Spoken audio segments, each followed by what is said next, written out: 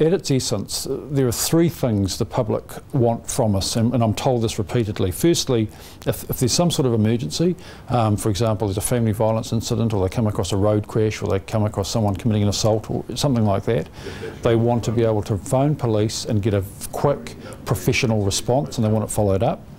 Secondly, if people are in town on a Friday or a Saturday night and they're walking around, highly visible police officers is something people like. They want to be reassured by that.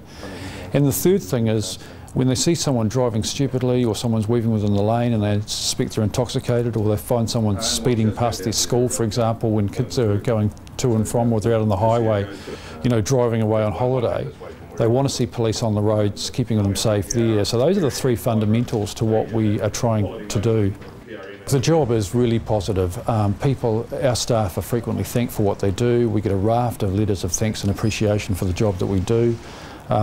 Those things are really gratifying, but even small things can happen. You know, for example, out of the most horrific crimes that can occur, for example, sexual offences against women, the victim gets closure, they're believed, we prosecute an offender and they end up with a period of imprisonment, for example. There is closure there for the victim. They think, I've been believed, I've been respected through the process, and often our staff get thanked at the end of that. So from the most terrible circumstances, at least we can give our victims closure, which is a really positive aspect for police. And I guess another aspect to it is dealing with things like sudden deaths, search and rescue incidents, car crashes. People really appreciate a professional police response, and they do acknowledge that, which is really good for our people. I think service-wise to the Canterbury district, we always seem to do well on the surveys, and I think that's because we deliver a really good service. I think people trust the local police and they can see that we're working in their interests. I think, you know, even to the point where you consider a lot of people we're interacting with, we're actually penalising them with a monetary fine, yet they can still appreciate why we're out there doing it. I think that's great. There's a raft of TV programs that relate to policing, and they come from all over the world, and without doubt there's an intense interest in what police officers do. It's a long way from what most people experience, what our people have to deal with. We've just been called by comms to attend a domestic in a St Asaph Street address. The neighbours have reported hearing a male and female yelling and screaming at each other. So we're going to go along and find out what's going on to see if anybody's been hurt or they need our help any further from that. When I started in the police many years ago in Auckland, the thinking around that time was that we would try and mediate. So if a husband and wife, for example, were arguing, fighting, there'd been a reasonably minor matter, the whole thinking was how could we conciliate and then leave. What we found and what we've realised later is, in fact, that's exactly the wrong thing to do. By taking really strong affirmative action when there's an assault, by making an arrest, that's the best chance we have of reducing it from happening. So I think what the public is starting to understand, what women in particular recognise, is that when they call us, we will take strong action, and that often will mean we make an arrest.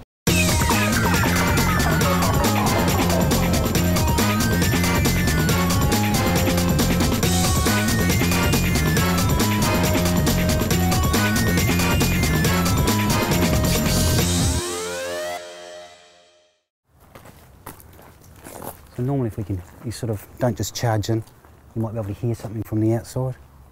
So there's lights on. All seems quiet now. Hello. Oh. Hi, how are you? Oh. That's a bad thanks. Is there a female that lives here? No. All right. Your information was that it was at this flat, it was a male and a female. It's actually a father and a son who's asleep. So we'll go and talk to the person who phoned us and see if we can get a better location for this.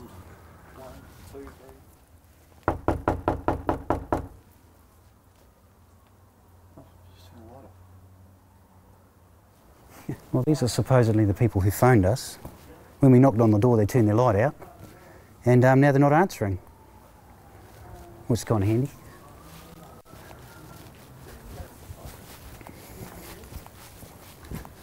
Hello. G'day, mate.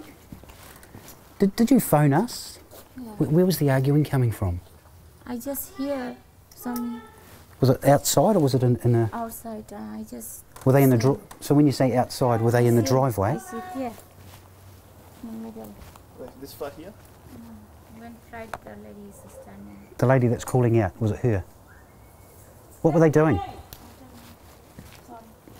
No, hang on. Yeah, look, you're good enough to phone. Can I come in? Hello, sorry, buddy. Yeah, you're good enough to phone us. So what was going on?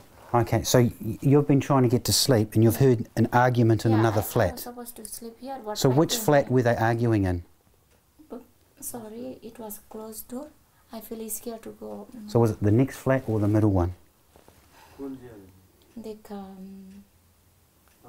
first one. Today, first one. Okay, all right, we'll see what we can do for you. Thank you so much. I feel I have done something wrong. No, you haven't. It's never wrong to ring us, mate. Never be scared to phone us, eh? So we're trying to get some cooperation from these people, but unfortunately nobody seems to be wanting to talk to us, so we'll try each flat, we'll tell everybody to be quiet, and then it's probably about all that we can do at this stage. Sorry, yes? Hey, look, the reports come in from one of the neighbours here that they've heard two people, well, arguing isn't the word that she's used, but it's pretty much that's what it's about. Have you heard anything tonight?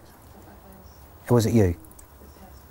So it was you two ladies that have been arguing tonight? No, I was the one that diffused it. Okay, who was the other one? Back on track. So what was going on? You might as well arrest me. You might as well take me in. Oh, okay. Anyway. But how about before we do that, we'll just talk to you, have a wee chat, and you let us know what's going on. And do you live here? No. Where do you live? Yeah, my address is here, but You live at the first front flat. I agree with my partner. You might as well arrest me. Why should I arrest you tonight? What have you done? Because he's got a protection order. Yeah?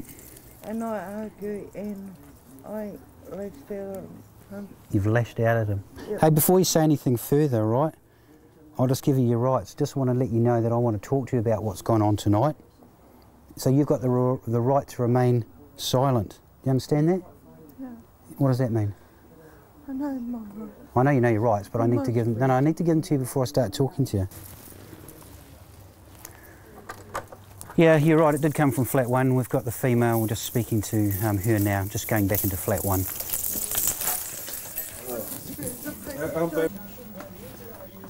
So she's punched you. How many times has she punched you? Once, I think. Whereabouts in the face? In the mouth. Hey, Yeah. Bye-bye. you could have told us about 10 minutes ago to stop us waking everybody up. Well, I don't even know what's going on, mate. Just stay here. No, just stay here because you're under arrest, all right? Just stay here. Can I get a No, smoke? just stay here. Can I get a smoke? Not at the moment. It's bad for you anyway. Your story's now changing. End of the day, you've got a protection order out against you, okay? I've got one on him too. Have you? Yes. Then why on earth are you two still living together? It's out of curiosity. So what I'll do is just get you to come out here, mate. Just come out to the front with me. I've arrested for breaching protection order. Do you want to give her a... She said she's got nothing in her pockets, but... I've got nothing in my pockets, but I don't. Yeah, but at the end of the day, if I'm going to take you in the car, if you haven't been searched, you're going to have to be handcuffed. So if you get Constable Taylor here to search you... but nobody here wants to talk to us, but if finally we found an address and she's nodding that there's been an argument, her and her partner on this end flat, she's got a protection order out against him. And I cautioned her and I said, well, what's going down? And pretty much she said that he beats her. And she's walked off and he's come outside and the argument's continued. He said something to her about her dad and she's walked over and punched him one in the face.